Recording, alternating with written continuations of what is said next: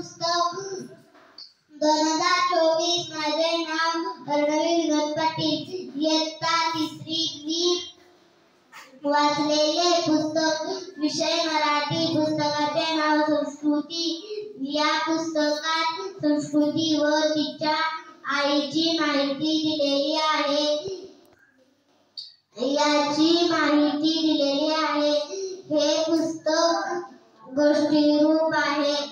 पुस्तक वाचताना मला माझी आई आठवली. गोष्ट वाचताना मला आनंद झाला.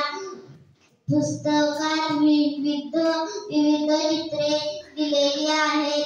गोष्टीरूप पुस्तक असल्याने वाचायला आवडते. मी हे पुस्तक सतत वाचते.